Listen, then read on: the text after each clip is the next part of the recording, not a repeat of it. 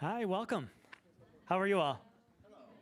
My name is Stephen Davey. I'm the senior producer here at WBUR CitySpace. Welcome. Also, welcome to our virtual folks streaming in tonight live across the web.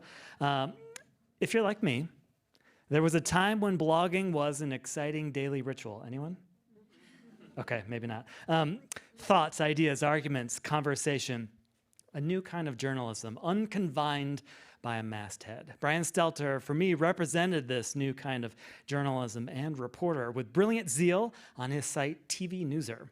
It landed him at the New York Times, and then later at CNN, where he became the chief media correspondent and host of Reliable Sources. That is, until the show's untimely cancellation last year.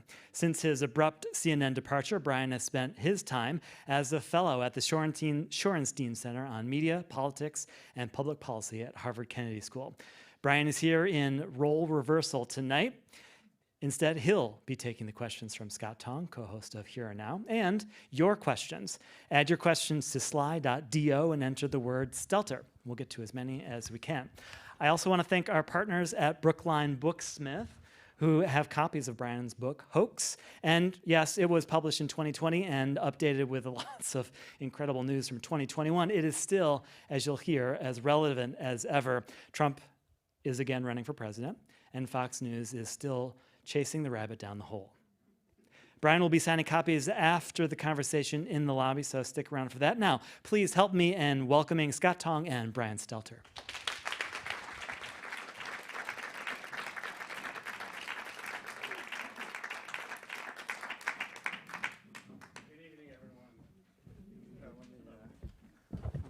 Hello. Good evening, everyone. I have to tell you, Brian Stelter is a consummate reporter. He just took a source call about 5 seconds ago as he was working on something, which he won't trying to get back in it, you know? Which he won't disclose to the rest of us. Yeah. Well, Brian, thank you for joining us. We have a lot to talk about, and I know the audience is going to have a lot of questions. Stephen told you how to ask them. We're going to talk about the news media and democracy, but we got to talk Dominion. Yeah. As many of you know, the Dominion Voting Company is suing Fox News. Yep. Brian wrote a book about Fox News, and in the litigation, a bunch of texts. Lordy, there are tapes that they have come out, and I want to ask you about, well, I need a quote from one of the most interesting legal documents I've read in this case. Sean Hannity, Fox News host, talking about Donald Trump and his election lies. He's acting like an insane person. Tucker Carlson about Trump. Trump is a demonic force. Fox News. I've never even said that. You have the mic. Go ahead. Laura Ingraham, Fox News host, says Trump lawyer Sidney Powell was a complete nut. Brian, what's going on? I may have said that. The legal filings are tremendous. It's tremendous #content, as we would say online. And it's a reflection of this reckoning that we are still in the middle of about Trump's loss and the riot and the insurrection and all of the after effects, which I think we still feel and we still are affected by, because there's still election denialism roiling throughout the Republican Party. But so these hosts are not denialists. These hosts know what's happening. Yes, and much more clearly than we even thought we knew at the time. So these messages came out last week. It's all part of this defamation lawsuit against Fox. It's probably going to end up in court this spring. Who knows what the heck will happen? But it's a feast for reporters, because we've never been able to see inside Fox News this way. We've never been able to see inside the right-wing media machine this way before. And I have to confess, you know, my book Hoax was mentioned in the intro. It's on sale. Hopefully some of you have read it. I don't say this to demean the book, but I didn't know how bad it was inside Fox. Like you know, and that is an experience reporters always have when they're covering these media scandals. It probably applies to other beats and other industries too, but I know it very clearly firsthand from inside the Times and CNN and covering Fox and other places.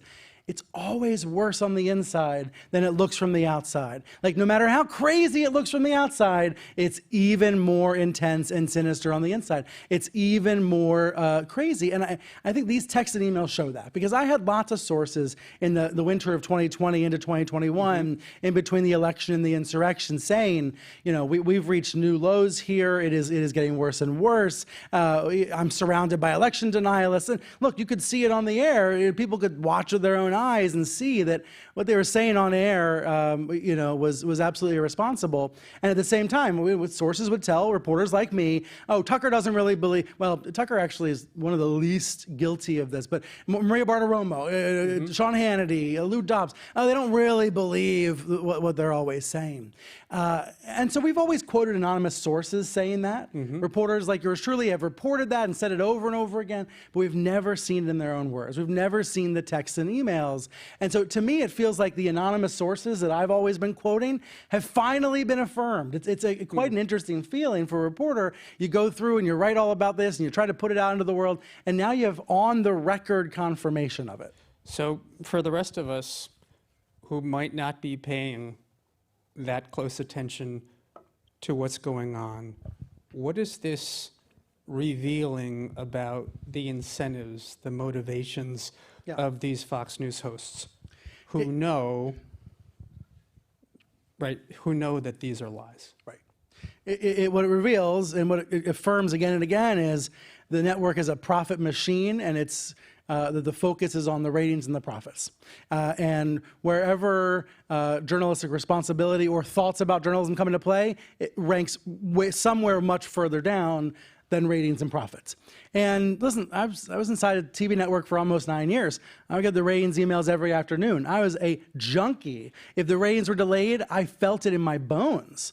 I wanted to see how I performed. I wanted to see how my competitors performed. I wanted to see how random shows I didn't care about. I needed the numbers every day. I understand that feeling as a television host, wanting to perform. But it's an entirely different level at Fox. And you can see that in these legal documents. You have a producer for Hannity's show saying, well, look at our minute-by-minute ratings. Our best minute-by-minutes last week were when we talked about voter fraud.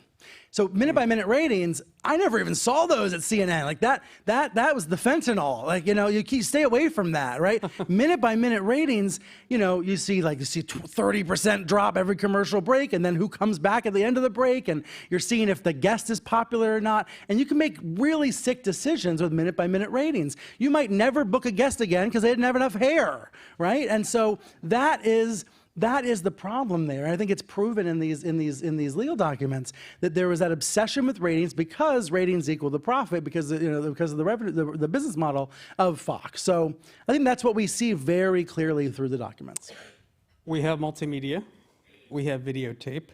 So we're going to play some video from time to time. And the first thing I'd like to queue up for our great team here at WBUR CitySpace is Fox News on election night. You'll remember this, calling Arizona for Joe Biden. Let's take a look. Arizona, are you 100% sure of that call and when you made it, and why did you make it? Absolutely. We made it after basically a half hour of debating. Is it time yet? Because it's been clear for a while that the former vice president is in the lead in Arizona and was most likely to win the state. It has been in the category that we call knowable but not callable for about an hour. So this happens, and meantime, Sean Hannity, we now know, sends a text message to Tucker Carlson, Laura Ingraham, that this call, Arizona, destroyed a brand that took 25 years to build, and the damage is incalculable. This is about brand? Exactly. And the call was correct, right? And that is where we come up against this clash between actual news and the fantasy land that some of the primetime hosts, well, all the primetime hosts operate in. And I think this is so much bigger than Fox, right? The reason why we're in an upside down, information environment is because to millions and millions of people who heard the accurate information, they were so offended, they were so hurt, their personal identities were so wrapped up in Trump or in whatever that they felt so violated by Fox telling the truth, that they then punished Fox. I mean, look, I'm overstating, but only a little bit, right? I looked at the ratings from that night really carefully when I was working on the paperback edition of Hoax. About 500,000 viewers turned off the TV right around that point. Oh. And some of them went right to Newsmax. Newsmax is a small right-wing cable channel further right than Fox.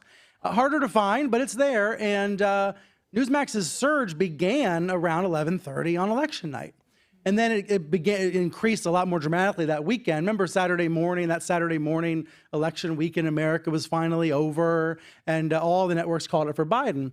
Fox was the last, and I don't think they were the last because they didn't want to admit it. I think they were the last because their anchors overslept or something, just weren't there in the studio. Like, remember, like Wolf Blitzer would be on 24/7? I don't know why the Fox anchors took a nap, but whatever. So the Fox anchors admitted the truth finally Saturday morning. That's when even more viewers fled to Newsmax, because Newsmax refused to call Biden the president-elect. And that is part of what's going on here, that these the Fox News hosts, the Fox News executives, they know that now, which is different than before, there's competition on the right. That's right. There's brand reputation, all of that. That's right. And we have viewers peeling off to the right. It was terrifying. We can't lose them. It was terrifying to the executives. And I knew this in a guttural way at the time, but now it's in the documents. This was terrifying to the hosts, to the executives, because they had a monopoly on right-wing TV. And they still mostly do. But there was this, this day about a week later when Newsmax, which were refusing to call Biden president-elect, beat Fox just for 1 hour, just in one demographic. I remember calling up Chris Ruddy, the CEO of Newsmax, to ask him for comment, and he didn't even know yet because he didn't even subscribe to the ratings yet because his channel was so small. Didn't matter. Like if you're losing 8 times or 7 times to Fox, it doesn't matter. But he had that 1 hour, one day where they actually scored a victory, and that to Fox was a truly terrifying thing. But by the time that victory happened, Fox was already engaged in a campaign to win viewers back. In these documents, they call it respect the audience. Such a great euphemism. It should go in the euphemism Hall of Fame. Respect the audience, because what they're saying by respect the audience is don't talk about Biden being the president, don't rub it in their face, don't talk about the truth too loudly. Like, you can whisper the truth every so often, but please shout the lie. And it's more complicated than lies, right? It's more about a campaign of dishonesty and distraction. Because at some point there is going to be an inauguration day, right? Even if they tried to stop it at the Capitol. At some point, Biden is going to be president. But what Fox did in November and December of that year was try to talk about anything else but that. And try to preserve some shred of hope that maybe Trump could still somehow win this thing. And by doing that, they disrespected the audience that they claimed they were respecting. And that's why I say we're in an upside down. Because their version of respecting the audience actually disrespected the audience. And I think this is really what comes down to journalism 101. In journalism, we're trying to do a service to the public, trying to do a service to the audience. You can tell that what Fox does in prime time is not journalism because it does a disservice to the audience. So our audience... Can you tell that I care a lot about this? Our respected audience.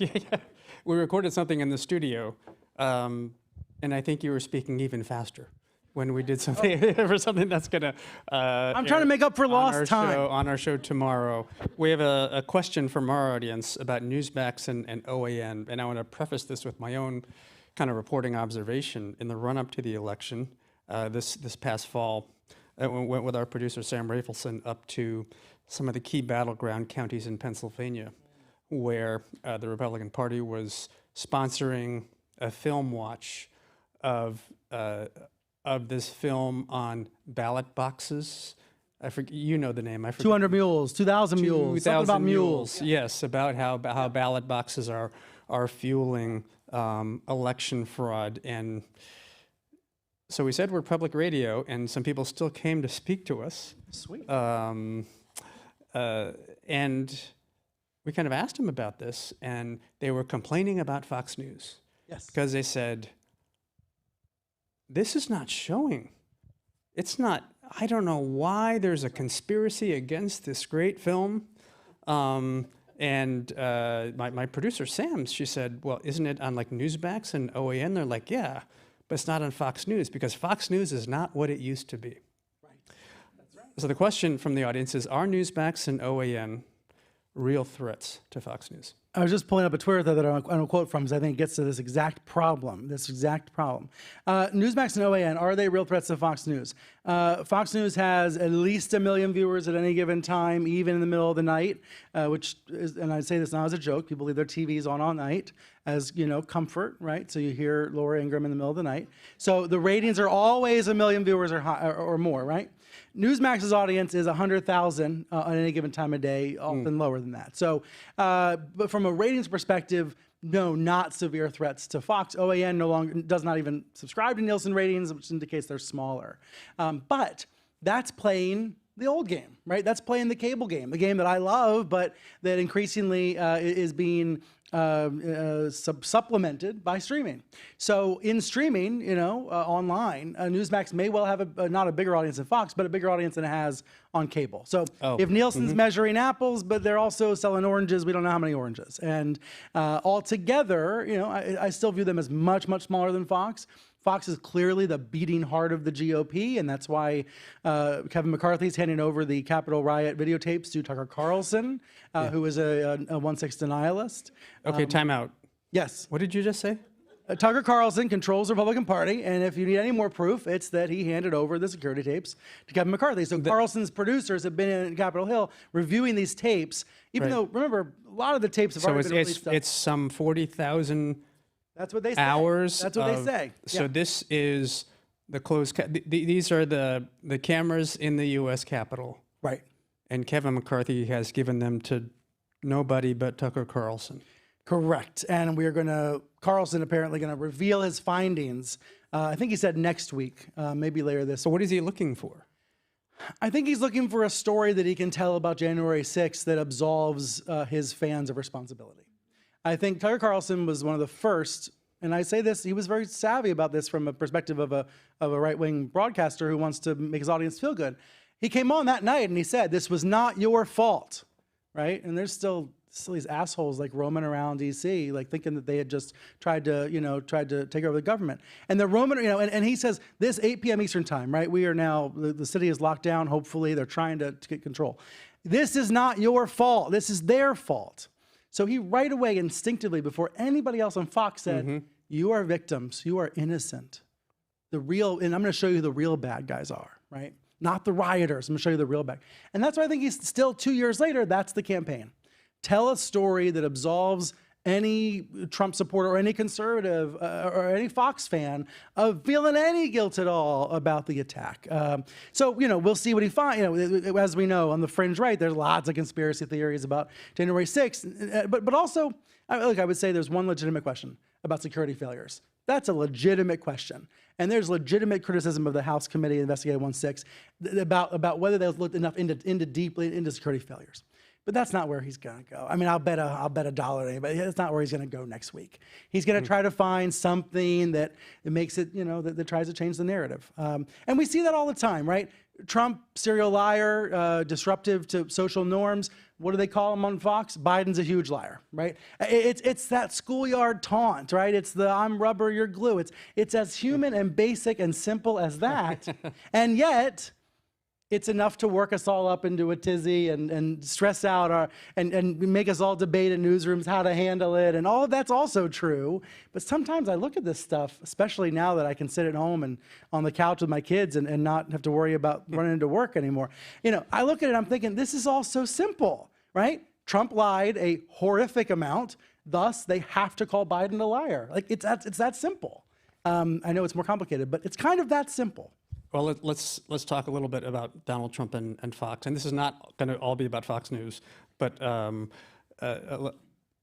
production note. Stephen, thank you. So if you have a question for Brian, go to slide.do. Is that correct? Slide.do and enter Stelter, Stelter. So slide.do and enter Stelter and keep the questions coming. Donald Trump.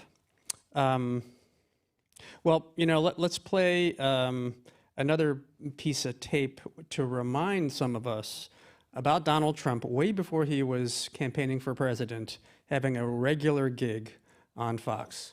We have that video. Bold, brash, and never bashful, the Donald now makes his voice loud and clear every Monday on Fox. My message is a better message than anybody else. Monday mornings with Trump on Fox and Friends. So, Brian, you're right. That's the whole ball game. Yeah, and so unpack the ball game a little bit. People love to blame The Apprentice, right? You write that without Fox News, there would be no President Trump? Yeah, people love to blame The Apprentice, and there's plenty of, or credit The Apprentice. You think about what made Donald Trump president. Well, obviously 100 different factors. There's a lot of attention to say it was The Apprentice that built him up as a quote unquote billionaire star. And there's a lot of truth to that. The reason I believe Fox and Friends was more important is because Fox and Friends was his education about the Republican Party. He went to school. By calling into Fox every week, and by the way, he usually called in even though he lived like, 6-7 blocks away. Could have gone to the studio, call in, gives him power, makes him seem important, makes him seem hard to reach, whatever. So he calls into Fox and Friends once a week, and based on what questions he's being asked, based on the reaction from the hosts, he's learning about the Republican Party's priorities. He's learning about the base through the topics Fox chooses, through the questions they ask him. And it's not just through calling in, it's also through watching Fox and being friends with a lot of the stars there. But I really view that as his education, so that by the time he's on the stump and at the rallies, he is speaking Fox's language. Yes, in fact, there's a great moment in the summer of 2015 that Greg Gutfeld, who was anti-Trump for a long time, but is now a big pro-Trump star, he says on Fox, he says live on the air, he says, actually, this was the day that Trump announced. Remember, everyone remembers, never forget, right? So he says, wow, the border and Bergdahl and all these things, he just did our show. Like, basically, Gutfeld was like, Trump's announcement speech was Fox News. Like, he just did our show. He did our rundown. And that is the truth. That is what, so I view those shows where he would call in, it was like call and response. He was learning how to appeal to the Fox base. All right. We'll put a bookmark in Fox News for a little bit and back up and talk about journalism and the state of it. But first, let's talk about you, Brian. I was hoping to skip this part. I understand that back in college, you went to Towson University, 2004, and you start this blog called TV Newser. So this obsession that you have goes back a long way. Where did that idea come from, TV Newser? I did launch this 19 years ago. I was a freshman in college. I had kind of like a shitty first semester. Didn't really click on, and I was bored over winter break, and as I launched the blog, and the idea was, I felt like CNN, Fox, and MSNBC were very different than they are now, but they were becoming really important in the media landscape. They were driving the news agenda. They were stories they would cover during the day would end up on the evening news only because they covered him. So like Peter Jennings, bless him, would come on and say, as viewer, I can't do the voice. As viewers watch today live on cable, and I'm thinking he's only covering that car chase because CNN showed that car chase, right? So cable news was becoming this really important powerful Because once force. upon a time, the networks would follow the newspapers. Exactly. Right? And now cable news would follow the newspapers. But my point is, cable became this important medium, and it didn't get covered that way. The New York Times, the Post, they weren't covering cable news the way that I thought they should. They still cared too much about broadcasts, and I viewed broadcasts as old news. So I launched the blog to write about cable news the way I wanted to read about it. And, for the aspiring journalists, for the student journalists in the room, it's always my advice now for students, which is go write the thing that you want to read. If there's a website that you wish existed, go start it. If there's an outlet or a TikTok or an Instagram account that you wish covered the thing you want, then go and do it. So that's what I did. And, then of course it became the perfect college job. I ended up having too much fun in college, and I probably, probably didn't blog enough at night. I probably, I kind of came into my own on campus, and we didn't even have Wi-Fi on campus yet. So I couldn't blog in class. There were certain disadvantages. I tried to take it seriously, and I couldn't always post. But anyway, my point is, it became this perfect, college job for me, and a perfect way to learn about television and journalism. And so the New York Times largely hired me when I graduated because of the blog, because I was kind of blogging my way through college. But for the record, I never thought I was going to be on TV. I always look back and I'm like, oh yeah, I was always going to end up at CNN. I always figured I was too bald. Like I would look at Brian Williams on TV and I would think like, that's an anchor man. And I figured there was no path, but lo and behold.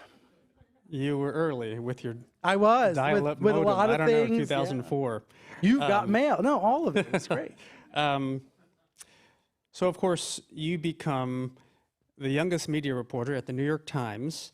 What did that do for your career, your profile, your sources in the industry?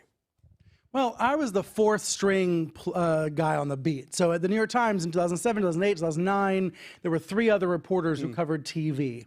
And they brought me in to write for the web, but really I was like the number 4 TV reporter.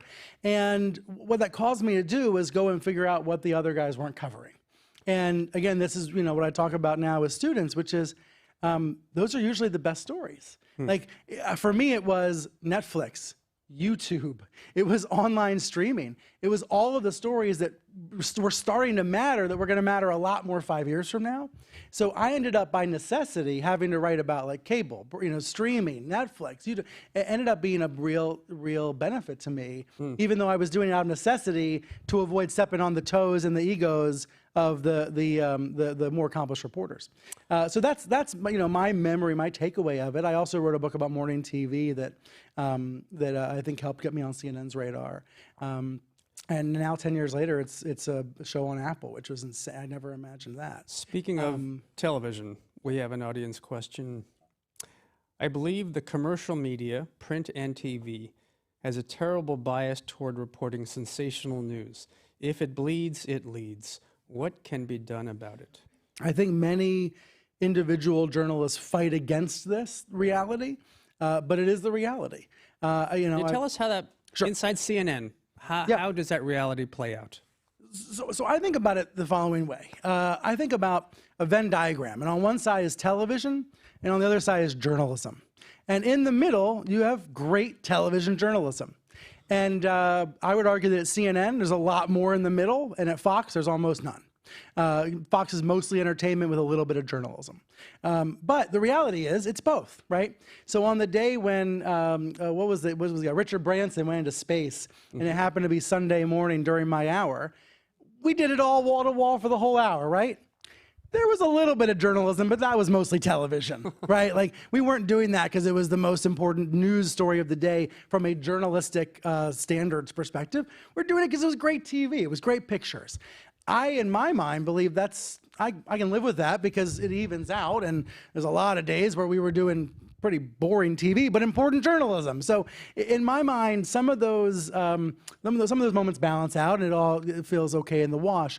But I do think it's important when you're inside a network to recognize not all this is journalism. Some of this is just television, and to recognize that and to try to address that. My wife's a morning TV anchor in New York, and her network is very conscientious about not letting not focusing on crime and violence, and not just leading with a car crash or a murder because that feels like the most sensational story and the one that viewers are going to watch. So I feel like that's why I say on an individual basis, I think lots of individual journalists try to push against this. But clearly there are other forces that push it, and that is the ratings pressures. That is the sense that you need to keep, I'm going to say this broadly because I don't think a lot of, certainly you can see sometimes on television and to some extent in other media, the sense that stoking fear and causing almost panic, but certainly fear and concern is a winning strategy. And it's why we need to have really strong media literacy in this country and beyond, so that people see through that. I suspect that you and I, when we consume the news, we sometimes see some of the tricks. We notice, we probably look right through some of the BS, some of the trying to get you to stay tuned at all cost sort of behavior that goes on. But I want to make sure my kids, as they grow up, are also able to see through that. Because I don't think we're going to be able to eliminate it entirely, right? I don't think realistically we're going to be able to eliminate all of the gimmicks and gadgets and tricks and techniques and sensationalist behavior that goes on. But we can try to minimize it, and we can try to all be really aware of it and attuned. But here's the thing. The country is having an important conversation about crime and the murders of African Americans. And there's body cam footage. Right. And we, on the radio, we think about what audio to air, let alone the video. How well do you think that is being covered on television? I don't know if I have a really fully formed thought on this because I've been trying to consume a little less TV lately. But I will point out something that I found was really interesting on the Friday night when the video came out in Memphis. And I figured, the cynic in me would say, oh, the networks are going to go wall to wall with this and milk it for every viewer it's worth, right? That would be the cynical take. The truth is the ratings dropped after a few minutes, after about an hour. People didn't want to stay and keep watching it over and over again and relive the beating and actually, so I found that to be an interesting counterintuitive point that I kind of stored away in my brain that, there's to some degree, you can actually, you can turn people on with some of this, you can turn people off with some of it. I thought that was important. I think when it comes to what to air, taking away the sensationalist part and what networks do for reasons out of the journalism, I err on the side of we're in an environment now where everybody can choose whether to click play or not on a podcast or on a streaming video or in many other mediums. So in those mediums where you have a choice, give people the choice. And I think in some ways, doesn't that start to reduce the question for the other, for the WBURs and the CNNs?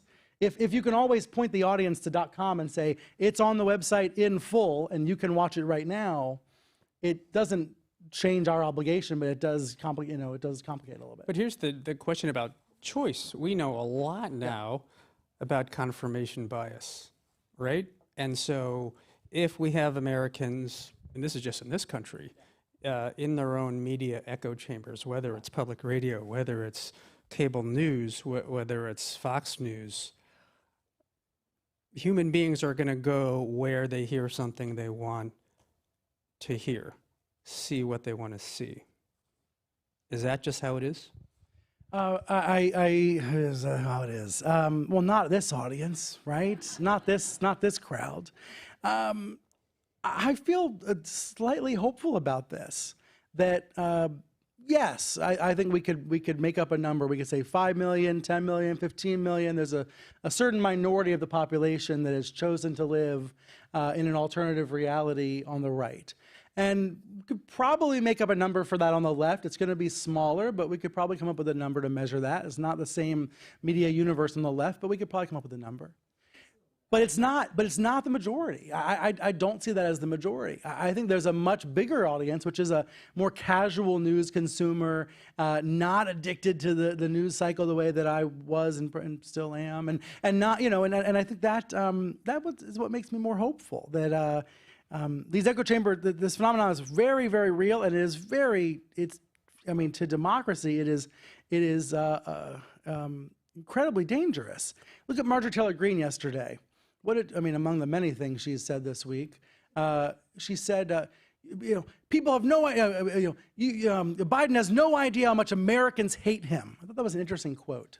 Obviously, most Americans don't hate Biden, right? But in her brain, in her world, they do. About national divorce, he said, this is all anyone talks to me about. Everyone, no, I think what she said was, everyone I talk to agrees. Wait, who said this? I would never be caught dead saying that on TV. Marjorie Taylor Greene. She said, everybody I talk to agrees that we should get divorced, right? That the red states and blue states should get divorced. She, by the way, lives in a blue state.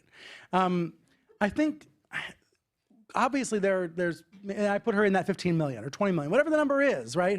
She lives in not an echo chamber. She lives in an echo prison of her own making. And those people are the victims of those to some degree. But I don't think that's the vast majority. What is the echo chamber, the alternative reality on the left? Describe that for us. Well, the way that I see the American media universe, and people always, right, everybody has a criticism of the media because we're all members of the media now. We are literally all part of the media. We're all creating content as well, consuming it. Everybody has a different definition of media, and there's definitely something everybody can complain about. But I think it's important then to get a little bit more specific. So right-wing media universe, we know what that is. There's I think a left-wing media universe that's much, much smaller. I suppose you could put some MSNBC shows into it. You could put magazines like The Nation and into it. But you're going to run out of titles pretty fast. And then there's this, I hate to use the word mainstream. Can we think of a better word than mainstream? But then there's this news gathering news media. There's this baseline news media, the Globe and BUR, the news people that are literally just out gathering facts. I live in New Jersey now. There was a tornado half an hour south today. There are probably 5 or 10 journalists, news crews, people that are there now gathering raw material from the scene. Nobody thinks those people are fake news, right? Like even Donald Trump doesn't think that those weathermen are fake news, right? It even rains at Mar-a-Lago. Like there is, at the end of the day, everybody trusts some form of media, especially when there's a tornado warning, but everybody trusts some form of media. It's just we trust different ones, different silos. And to me, I think it's really important to point out that news gathering part is the most important part, because the right-wing yackers have nothing to yak about without the raw material. And, you know, frankly, a lot of the liberal blogs that I read, they don't have much to write about without the raw material.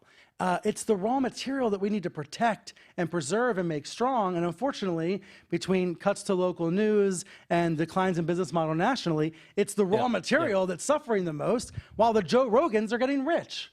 So this is, you know, fundamentally what's broken. But I look at that and I think it's more clear when we're able to segment it out and say who's gathering the information versus who's talking about it. And I say that as someone who was doing both for a while, sometimes in the same hour. It even rains in Mar-a-Lago. I think that's your next book. I mean, there's a lot of dark storm clouds over there right now. Okay, Stephen Davey has put up the Marjorie Taylor Greene tweet. So here it is.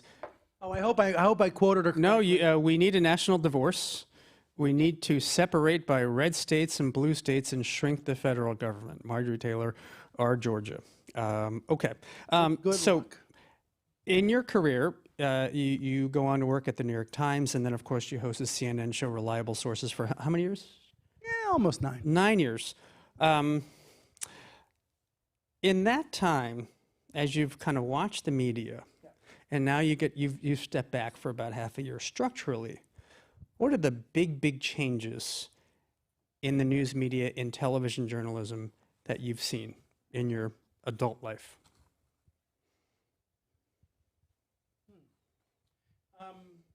Besides the speed of the internet. Well, look, the supercomputers in our pockets are the foundational change. Even less so than the internet, it's the mobility of the internet, that we can all access everything anywhere at any time, including propaganda from other countries and lies that are designed to hurt you. But at the same time, we can access, you know, every factual piece of reporting ever produced, all at the same time, all on the same device, all in the same size. So we have too much. Well, I think we do have too much. I mean, you know, meaning that, like, you know, the New York Times and my mom's blog are the same size, you know, on Facebook. And, you know, I love my mom, but, like, you know, don't trust her blog. Like, there is a, you know, the environment that was kind of presented to us by the Googles and Facebooks, which has flattened information to such a degree. That's the foundational change. And most of what I covered at CNN, it will continue to cover, it's about the ramifications of this environment, which when we are all connected to each other and we can all see each other in ways that may not be healthy for us or our brains or each other. Yeah. You know, when we say it's too much, you know, I joke that, but it probably is too much. It's certainly, there's a sense of acceleration in our lives and in the content that I think many of us feel that we know deep down in our bones is not healthy. And as someone, I have a 5-year-old and a 3-year-old, and the way they watch YouTube, you know, I can't get them to go to a movie because it's too long. Well, I tried over the weekend. It didn't work, you know. This syncs up with our next question about the future of the news. I have 2 in college and 1 in high school. None of them listen to public radio. None of them listen to anything linear, I guess, as they say in the industry. But they listen to podcasts all produced on demand. by public radio, right? Podcasts, but it's mostly social media. And that brings us to this question. What is the future of the news when news cycles become shorter and more media is consumed in smaller clips? This is my daughter here. Smaller clips, tweets, texts. Is this leading to disinformation and a problem for democracy? I hate to say it's the best of times, worst of times, but I think it is. I think that the answer is that because we have access to everything, some of us can choose that deeper experience, can go, we can spend time with 10,000 word magazine articles and 10-hour podcasts, and yet many folks will choose the snackable content instead. And I think that then it becomes incumbent on the long-form producers, the magazine authors, the owners of these big brands to try to produce snackable as well, to try to figure out what news looks like on TikTok, for example. And listen, I say that, and yet I'm afraid to sign up for TikTok. So I'm challenged in that way. But it is very clear to me, we live in a visual culture that's only going to get more so, and brands have to continue to produce for that and find ways to be, news brands have to be there. But it doesn't mean that the propagandists and the anti-democratic forces win. It doesn't have to mean that. There is huge potential audience for real news, for fact-checked news, for verified news, for really nuanced news. And we see that with lots of business models that actually are working in the news industry despite the pressures. Too positive? Yeah. And the era of social media starting to fall apart. So as you're talking, if we look at Facebook and Twitter, I'm thinking about Michael Lewis has an audiobook or a podcast about the referees in our society and what happened to them. Going to the rules of life, right? And if we don't have a common set of rules, what happens? And so we can have all this kind of market choice that we want, and maybe we're going that way. But if you step back and think about the structure, the system this is leading to, where we no longer have a place where people agree on what the facts are, I have less hope than you. I woke up on the optimistic side of the bed this morning. It's called Ref You Suck, Against the Rules, Michael that's Lewis. really good. I want to listen to that. Yes. That's yeah. Here's where I'm coming from today, and I'll probably change my tune tomorrow. George Santos shouldn't have been elected. He is one of the biggest frauds we've seen in politics. However, and it's a shame that news outlets didn't expose it more clearly before the election. However, it's been exposed so thoroughly now by news outlets that most of the folks who voted for him say they regret it. There are multiple investigations. He's hounded by reporters. He's humiliated in public. He'll never live the same life again. To me, that system kind of worked. Like, in a weird way, the system kind of worked.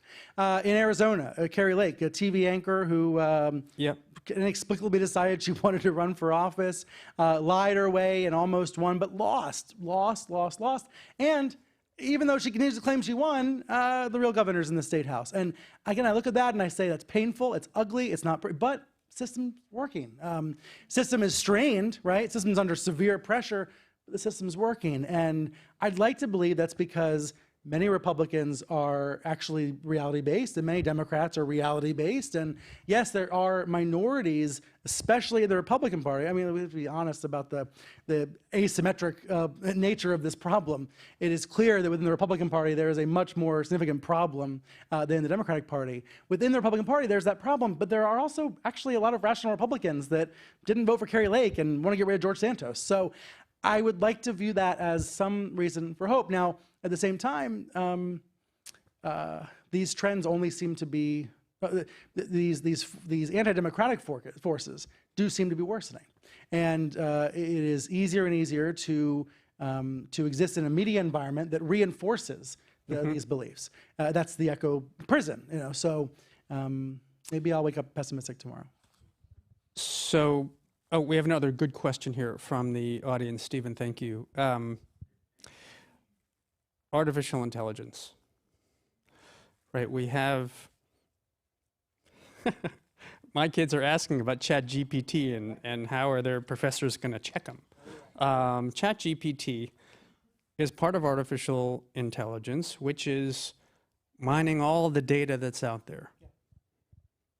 And if all the data that's out there has disinformation, right, purposefully put out there, and misinformation, maybe less purposeful, but it's out there too, that's the data feeding into these algorithms, right? So is an AI just going to amplify this. So the specific question here is, a hot topic here at BU is ChatGPT. My communication students, many who are in the audience here tonight, would like to hear your take on generative AI.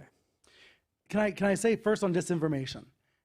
It's certainly something, like, it is a problem and a phenomenon that I see continuing to worsen and deepen. And what concerns me more is the will to fight back is weakening. I don't see the same interest from companies and leaders that I did 5 years ago in addressing this plague. I mean, they just kind of allow it if they get bad-mouthed? Think about 5 years ago, Facebook was, paying for fact checkers, and Google was going to change this, and they were going to do that, and CNN was doing this, and there was a lot of energy behind what everyone recognized, almost everyone, people within the mainstream media recognized, was information pollution, a worsening information pollution. And there was a lot of activity. And then this year, I went to Davos for the first time, the World Economic Forum, and I had a session about this topic. But at no other session did I even hear disinformation mentioned. And I'm walking around thinking, these CEOs and these world leaders and their hangers-on, they are suffering from it. Like, their companies are being lied about. Their agendas are being lied about constantly on every minute of every day. And yet, there wasn't the energy I was hoping to see about to push back, to at least make the truth a little bit louder and the lies a little bit less loud. When I left CNN, I got fired by CNN, let's be a little more honest. I went to the county fair with my daughter, and we're on the Ferris wheel going around. And I get an email from a fact checker at the Daily Caller, of all places. They're funded by Facebook to check lies on Facebook. And sure enough, it was a lie on Facebook that said I had been arrested. It said I had been arrested by a military tribunal. And they asked if that was true. And I was like, do you want me to take a picture of me on the Ferris wheel with my daughter? Like, how do you want me to prove I'm not arrested, right? And then the next story a few weeks later said I had been sentenced, that I had been convicted of whatever crime by a military, like the JAG or whatever, right? So thankfully, this fact checker emailed the Pentagon. Actually got the Pentagon to deny that I was in custody. Thank you to the Pentagon, to whatever official in the government still cares. And then 2 weeks later, they said I had been executed at Guantanamo Bay. Google it, Brian Stelter executed, you'll find the story. Now, down in tiny print at the bottom, it says the site satire, but clearly the people posting it on Facebook wanted to believe it. So I get an email from a fact checker again, and they say, are you alive? And I'm like, how am I supposed to, do you want us to take my pulse, right? Like, what do you do? And my point is, it's fine, I'm a public figure, I think it's funny. It's actually really, really, really effed up. And when it's about your 15-year-old daughter, or it's about your kid or your grandparent, and they're the ones being lied about on the internet, and you have no recourse, like, that's the environment we're in. And in my view, that part only getting worse. So AI is going to amplify that, right? AI is going to heighten that because we're going to have computers capable of writing so much stuff. We're going to live on an internet that is increasingly ridden by robots, and you can see it already. And so that's going to right. How is that going to happen? How are we going to see this AI, this ChatGPT, out in our lives, out on our screens? How's it going to happen? Well, I think we already see weaker versions of it. If you have someone in your life who dies, if you have a friend or a colleague, and you'll notice nowadays, if you Google their name, there's often a robot-written article about them. And I've noticed this several times this year. It's just taking whatever little bits of information it can find on the web from like legacy.com, stitching it into a really badly written article that clearly isn't done by a human, and doing it for SEO reasons because it's hoping that 100 of you will Google about this person who passed away. Optimizing, search engine optimization. Yeah, and there's a lot of that. I mean, I saw this years ago, and there was an article about me, and the first paragraph of quotes were real quotes I said on CNN, and the rest of it was made up quotes. And even I could barely tell what I had really said and what I hadn't said. And so we're already in that space. It's going to get more sophisticated. And I think in this environment, count me in for, like, I want the human news movement. You know how we have a slow food movement, real food? I want to have a human news movement. I want to have a human content movement. I would love nothing more than to have Google put a nice big fat wall in between me and all the robot-ridden stuff. And I know they're not going to do that. It's not in their interest. But I do think newsrooms and news outlets are going to have a real public service role here to try to make it clear that when you're on our site, We've checked this out. These are human eyeballs on this. And by all means, go out into the wilderness, check out the Wild Wild West, but just remember, you don't know if what's out there or not. Come back to us when you want to know if it's true or not. And I know that's a very basic function of journalism, but I think we, number one, need to defend it and explain it. Number two or number three, it's going to become more valuable. What we do is going to become more valuable in an environment where you increasingly are engaging with AI and increasingly AI-generated content. Optimistic again, but I think there's going to be, there's this opportunity for newsrooms to act as, your editor, your curator. In fact, by the way, writers, the role of Ezra Klein wrote this recently in his one of his newsletters, that the role of writers might feel a little weaker because, already a robot can write the same basic news story I can write. But the role of editors will become more powerful, choosing which stories to publish and which to promote and which to prioritize. The role of curators, I think, will become more important in this environment. Sorry for the long. Okay. No. I want to come back and keep the questions coming, please, because they're good. But I want to come back to your book, Hoax and Fox News. Which a computer could not write. Yet. So we have some video of the beginning of Fox News. I believe this is the first broadcast in 1996 with the very, very young-looking Bill O'Reilly. Do we have that? How did it happen? How did television news become so predictable and in some cases so boring? Few broadcasts take any chances these days, and most are very politically correct. Well, we're going to try to be different. Welcome to Hannity and Combs on the Fox News Channel. I'm Sean Hannity. Each weeknight at 9 p.m. Eastern, Alan and I will bring you an intelligent and passionate discussion of the major news issues of the day. So you want to understand Fox in one sentence? It's that Sean Hannity and Alan Colmes were the liberal and conservative together, right? Right. And then after the week after Obama's elected, they got rid of Alan Colmes, and it was just Sean. This is what I want to ask you about, NFL. because you read in your book that over the years, Fox News had these different inflection points, these moments where it had a decision, the executives, I guess, had a decision to make, and at each moment, in your analysis, it lurched further to the right. Yeah. Tell us about those key moments. 9/11 is one of them because Fox suddenly becomes, and also it goes from being like number 3, low rated, to number 1, surpassing CNN. And they simply outflagged CNN. It's very obvious. They were so, they positioned themselves as the patriotic channel. How? Like showing flying a flag? Or? Not only the flag in the corner of the screen, the flag was so big in the corner of the screen that CNN felt compelled to put their own flag up. But also in the rhetoric and the tone, us versus them, we, but I think 2008's an even more dramatic one, and not just pushing the liberal off the show, but Obama was a threat to the very identity of some Fox viewers, and it became much more clearly about white identity politics on the network. The messaging became more overt. Promoting the Tea Parties on the air is a good example of that. And then I think, in 2016, they go into Trump defense mode, that Trump must be protected, defended, guarded, supported, all of that.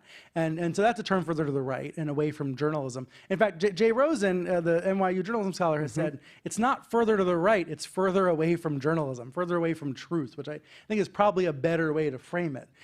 Because there are good journalists at Fox. They feel smothered. They hate it. But there are good journalists at Fox. I talk to many of them.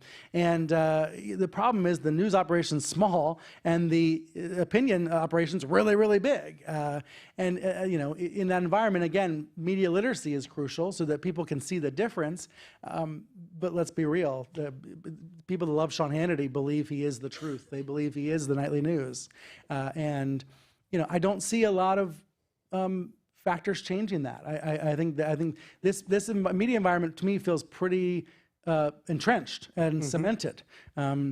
There's not a lot that's happened in the past couple of years that's felt new to me from a how is the media ecosystem working perspective. I mean, frankly, that's partly when my show ended, I felt it was kind of complete. Like I felt like I'd finished the project, so to speak, because this system is what it is now. Fox is what it is. It has a monopoly on the right. There are a couple of competitors that play along, but it is what it is. It's not going to move or change. There is one, of course, wild card, which is mentioned in Hoax, which is that there are children in the Murdoch family that hate what Fox has become. And hate is not too strong a word for it. They are disgusted by what Fox airs. And there isn't a possibility in the future, if Rupert Murdoch ever departs this earth, and let's hope he doesn't, it's possible that some of the children would try to affect change. But that's only a possibility. But coming back to respect the audience, I don't know if you read Arlie Hochschild's book, Strangers in Their Own Land.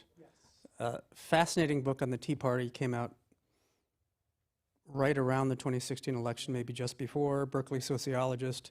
And she describes, for her folks in Louisiana, Fox's family.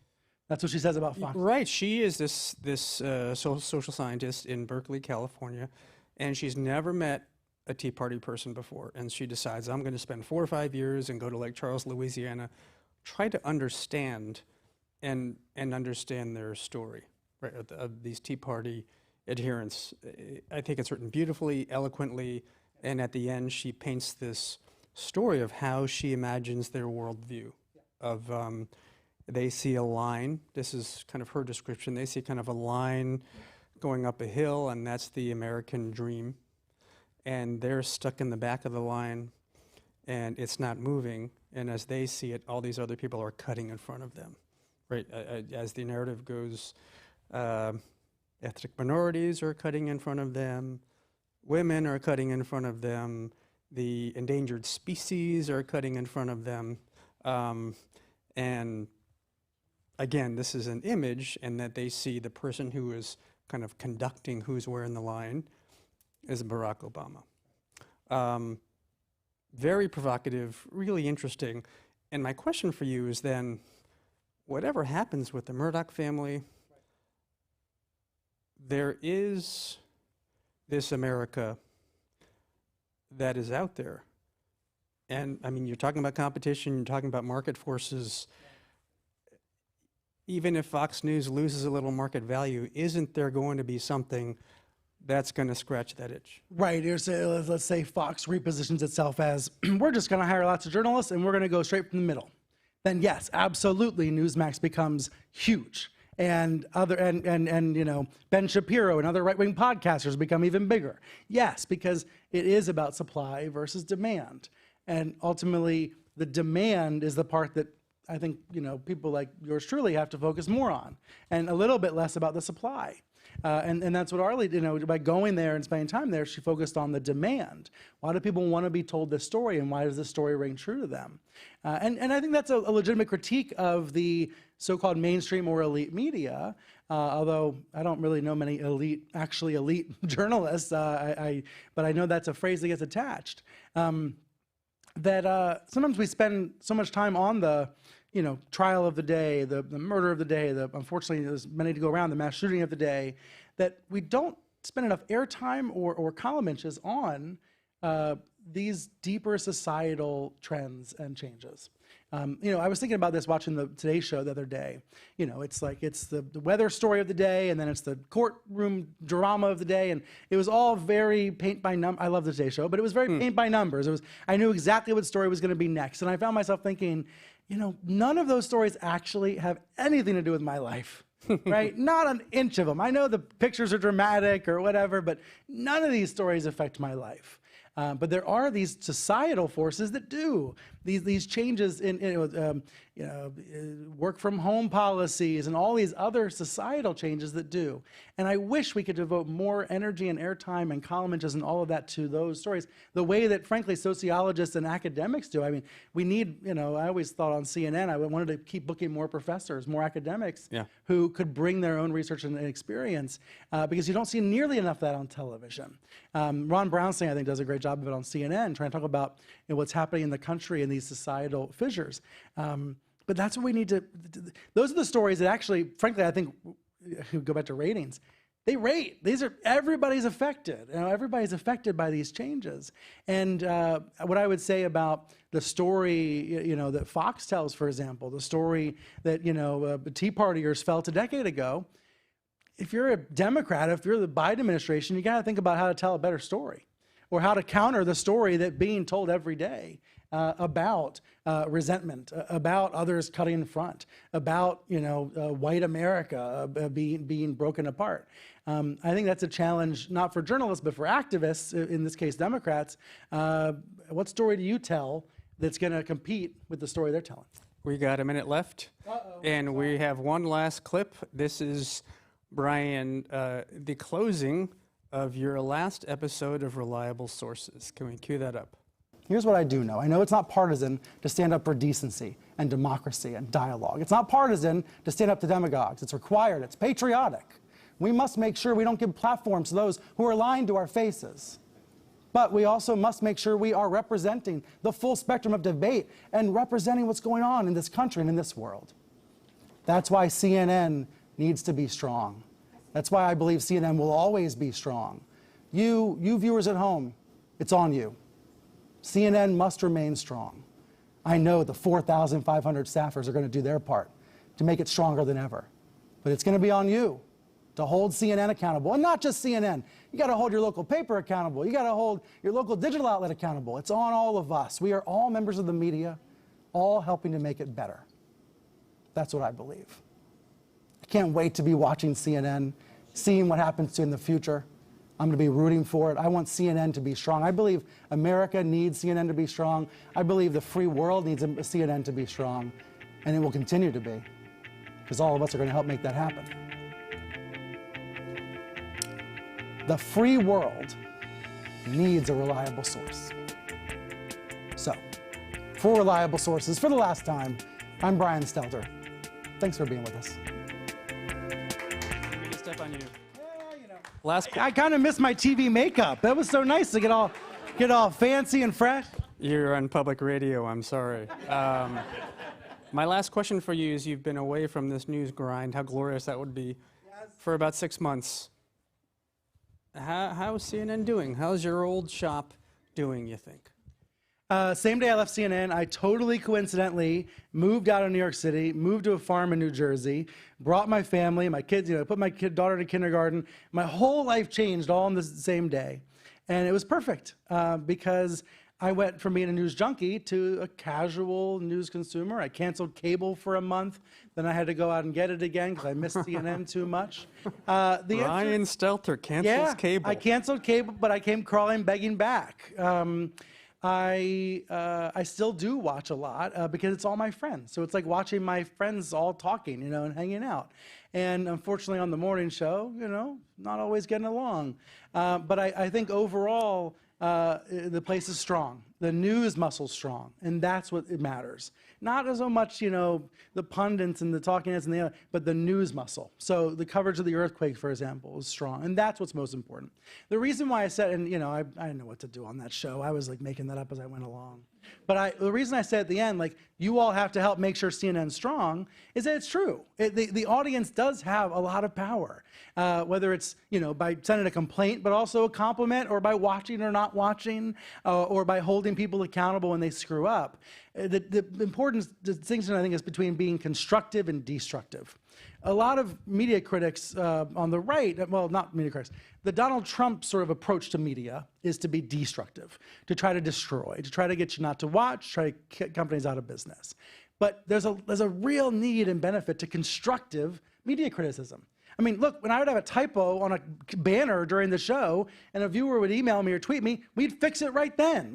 I love the way that can work, and that's the way it should work. And not just for typos, for much deeper problems as well. But it's about constructiveness versus destructiveness. And I think we all do have that role to play to make the CNNs and the Globes and the BURs of the world stronger and stronger.